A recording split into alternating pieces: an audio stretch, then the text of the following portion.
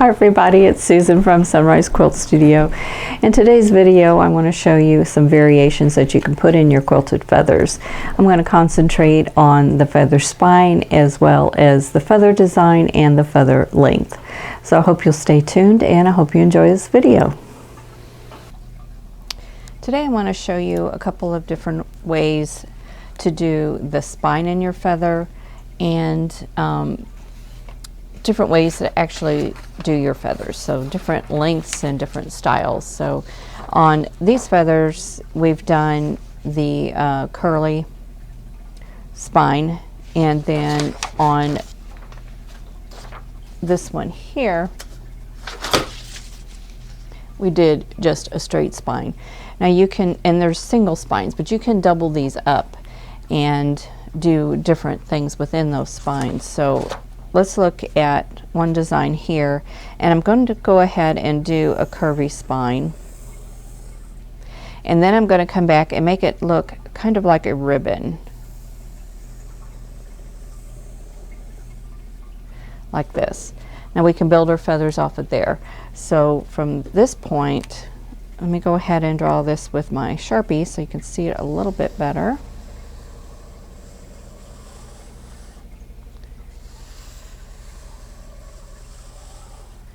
And then we're going to build our feathers off of this. So I'm just going to start down here and build my feathers up. Now you can use this for feathers and borders or feathers and blocks. You know, anywhere you want to put a feather you can do this. So I'm just ignoring the little dips and just going ahead and drawing these feathers in. And if I drew it the way I would quilting, they would look more like this. You can see those feathers do look a little bit different. And here I need to kind of put a small one in and then come back and build up here.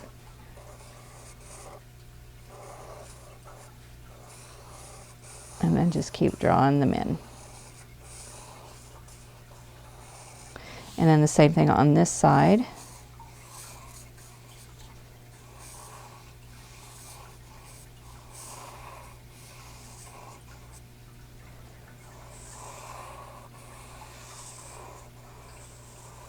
And put a small one in here and build out. So all the little tips that I gave you in the last two videos still apply. When the feathers start to lie down, just put one in there that will lie down. Just put a little one in there and then build up after those. And you want your feathers to kind of come at an angle. This is kind of like a 45-degree angle, or close to it anyway.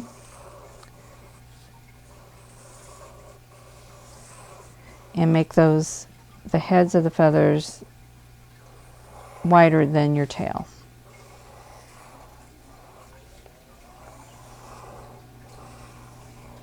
Okay, so I'm going to stop there. Now we have this double spine. And what you can do in here is a variety of different things. One thing that has been really popular is pebbles.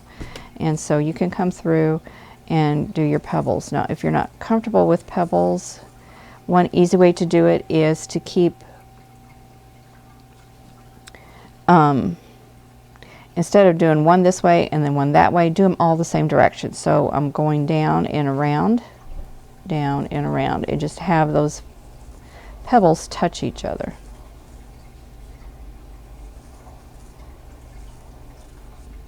And then you have this design here. Another thing you can do is the ribbon candy type design.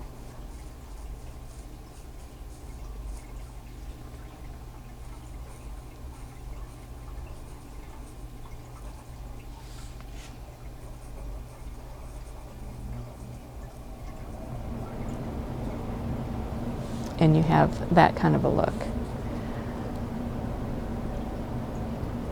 And any small design that you can think of, you can put in here. You could do just a curve.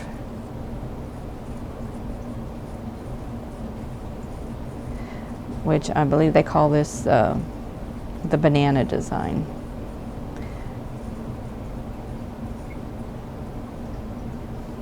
So here we go. Figure out where to go. Here we go. There's some different things that you can do within your feather. Now I'm going to flip this around and I'm going to show you some different things that you can do with your feathers. So this is another 4-inch space. And I'm once again going to do a curvy spine. Now the way I have been quilting feathers lately, the last couple of years, I'm not always filling them in up to the very space here that I want it filled in. If I want to give my feathers a little movement or have them look a little more whimsical, I will alter the length of these feathers. So this is kind of the look you will get. I'm going to start out by filling in this space.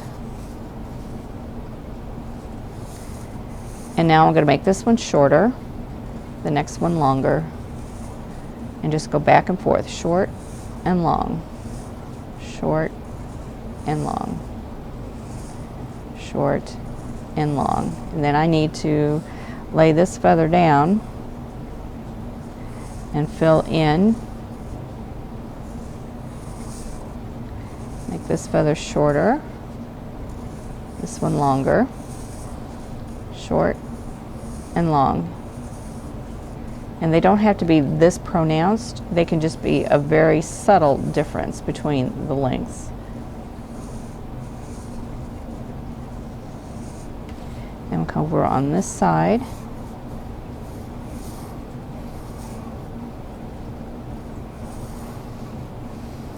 And you notice the feather that I bumped back over, that's the one that I like to have short, because that way I can pull the next feather up off, you know, kind of the center of the head of that feather and bring it down.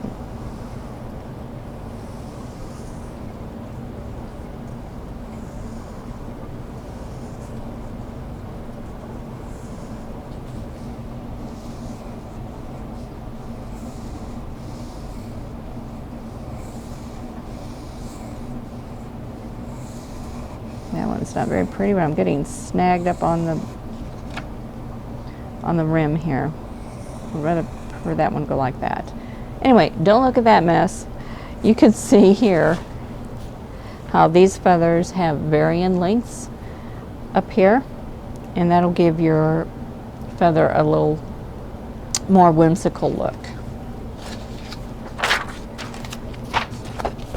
I'm going to turn this way, and then I'm going to show you, another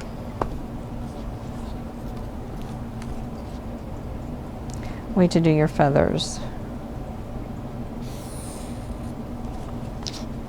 And these are 4-inch borders that I'm using here. So this feather,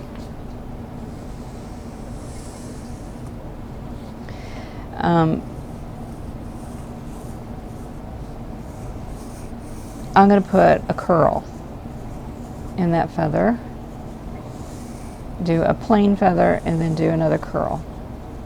Just curl it right in. And I'm going to alter the length of these two. So it's a short with a curly Q in it, a plain feather, curly Q, plain feather, curly Q, plain feather. Now this one I need to lay down. I'm going to go ahead and put a curly Q in that one. And in that one.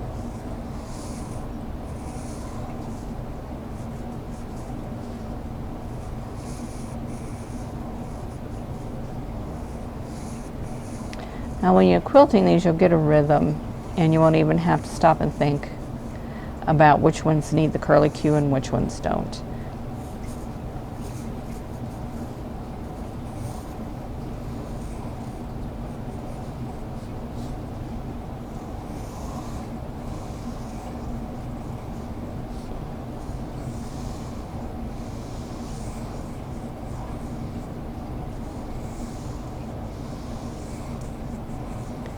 Just keep on going all the way down. Now I apologize for the noise. The furnace has kicked on. It is we did not get much of a fall here in Missouri. It's went from 90 degrees, and we did have some 50-degree days, and then it hit down in the 30s. So it's cold here, and we've already had one day with snow, and we're expecting another one in a couple of days here. So here we go. We got a curly Q, and there are other things you can do. You can do a hook feather, and what this is you do the feather, instead of bumping back, you want to purposely quilt out. Outline that feather and then go on to your next one. What you need to watch for is you need to leave space so that you can turn back and come in this way. So we're just going to hook this feather.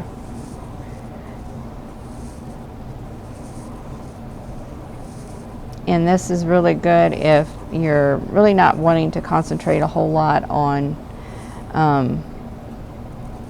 whether your feathers are, if you're trying to do your backtrack exactly on the top, which I don't worry about that a whole lot anymore, but I used to, and it used to drive me crazy that I was not able to do that well.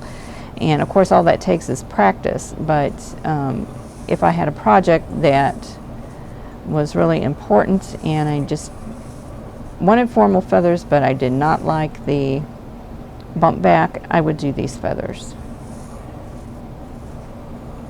And there's all different ways that you can do feathers that look more formal, and yet you're not having to backtrack. So here's one way to do it. Now if you want to notice here, this feather has a bigger return than what this one does. It's real narrow, so you can vary that. You can make this part real small, and you could also, instead of going back over the top, you can go back in the center like that. So I'm filling it up to the top and then returning in the center. So it's the same look, but you're just doing it a little bit different. So I'm going to do that way. Another thing you can do is do your feather, and then when you return, do a couple bumps over the back. It gives it a little bit of a lacy look. Just have to make sure you've got enough room. So just doing 2 little bumps. 1, 2, and then return.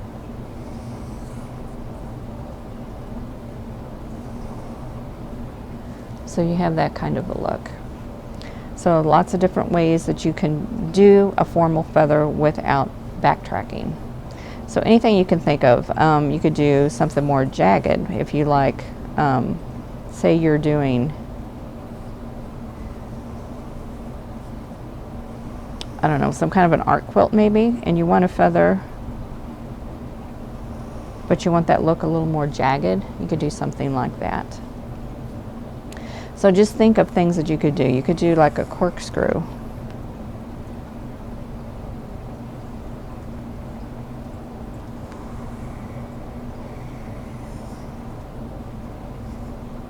I'm running out of space here. Anything that you can think of, just practice with that and see what you can come up with. I hope you enjoyed this video on variations in quilted feathers. And next week I'm going to have a video on how to draft a feather wreath. And I hope you will consider giving this video a like, and I hope you consider subscribing and share this video with your friends. And I hope to see you next week. Thanks for watching. For more quilting ideas, click on the video links. And to keep up with my newest projects, click on the subscribe button. I hope to see you again soon.